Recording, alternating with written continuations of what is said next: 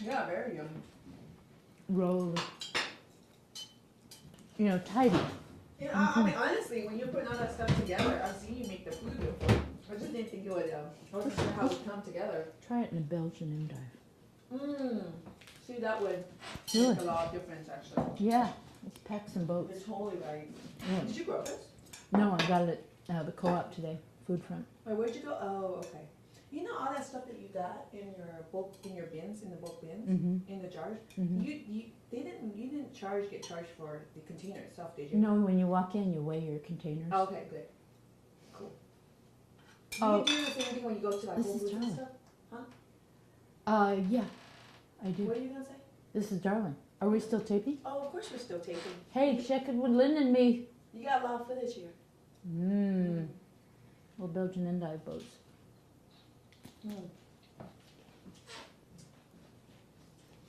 Maybe something. A green. It needs to have a varying color. I know it.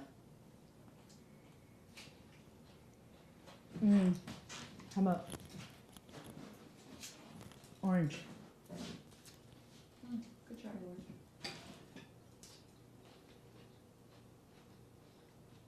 Did you ever try to grow a cherry tree in the back? No. No?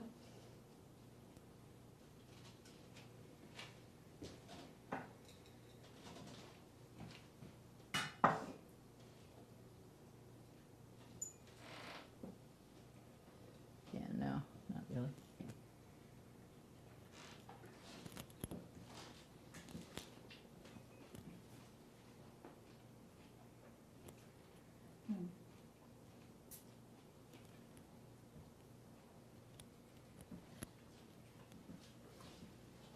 Very nice, Jean.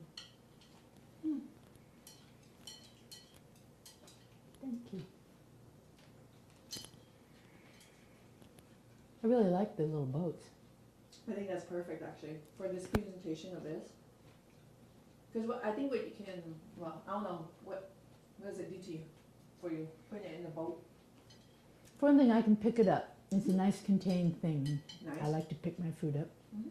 And all of a sudden, the compact nature, the way it turned out, kind of like dough almost, is an asset rather than a liability. Nice. Because what I was going to say is, I like that is in endive, right? Yeah, I add a little bit of a crunch to the crunch. Oh, okay. I like the additional non, like the fact this has no taste. And that you're melding a taste, no taste, you know, relatively no taste. It hasn't been seasoned, it's just its original taste. Right. And you're melding it with something that has been yes, but then it's a combination of the two flavors. Right, and kind of clean. And yes. this is slightly bitter.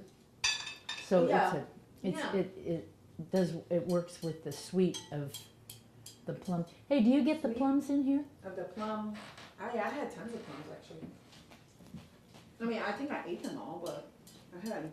But I mean, were they really an asset, or were they kind of lost? I would definitely say it was a sweet thing that without it, I'm curious what would have been without it, because it would have been less sweet. The salad would have been less sweet without it. Right. I am tasting it sweet right now, the salad, so I couldn't tell you until I have it not sweetened. Right. So what? It's just nicely sweetened. That's the thing that I think you have to talk about. Even though I don't feel like I felt like I ate a plum because I ate something sweet. So basically, what we're doing is using the plums As sugar. Yep, that's right. First class sugar. Not refined, very expensive fruit sugar. Very expensive fruit sugar, exactly. And yeah, I think without the sweet, it's because then you have a lot of vinegar and a lot of ginger and mustard, and you'd be like, woo! Right. You'd be pucker face. Exactly. Yeah. Yeah. So because when I saw you put more of the vinegar in, I was expecting more of a pucker face from me. Oh, okay. So this discussion Linda and I are having here, it almost sounds like we're food snobs, doing our little debriefing of the hoochie magoochie. But in fact, we're talking about the building blocks of a salad dressing. In this case, a sweet and sour dressing. And of course, that is very much hippie kitchen because with the wine vinegar and olive oil and the sweet and the mustard and the ginger and the salt and pepper, we made our own dressing for pennies. And we didn't have to go to the inner aisle and everything. So it isn't just, gee, you know, I think I get a hint of cherries or some of that kind of stuff. Which, not to disparage the wine people that do get hints of cherries. I get a hint of cherry in this because I had a cherry in it, but anyway, I think it's different in that regard. I mean, we're trying to get an understanding of what makes food work. Because let's face it, start with a cabbage and an onion, how do you make it taste good? I know, how do you make it taste good? How do you make it taste good? And, Totally right. and so here it's really, when you think about it, it's what our grandmothers in this country used to do. Oil and vinegar, salt and pepper. However, because we're no longer in Kansas anymore and live in a fusion world, we're now very hip to the Asian ginger routine And sesame. and sesame. And the mustard came from Le Française. Okay. And so we've got some fusion. And then the plum idea, I will modestly take credit for that. Miss Jean Johnson. Miss Jean Johnson, Mississippi Cook.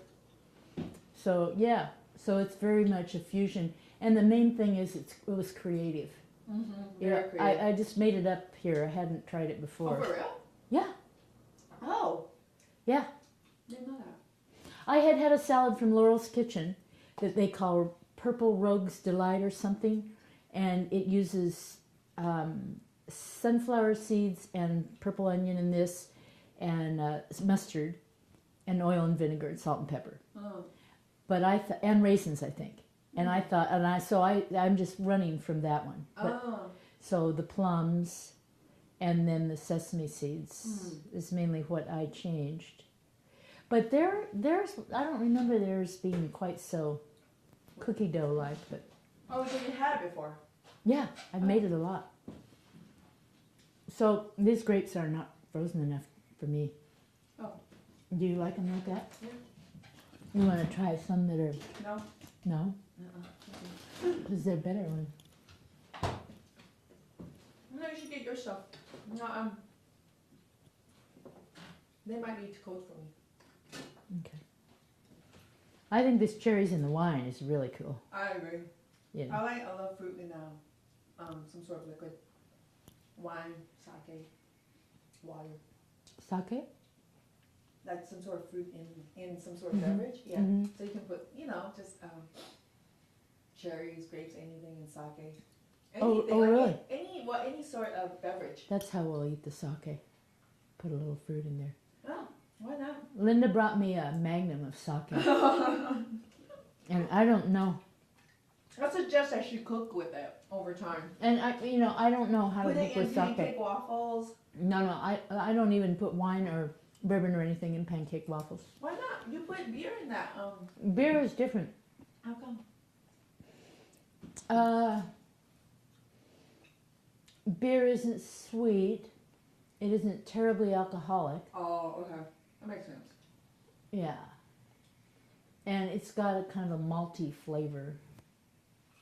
Or, this dark beer does anyway. So... The only thing I would balance the meal, leave some nuts or something like that in there, just to get your protein or whatever it is in there.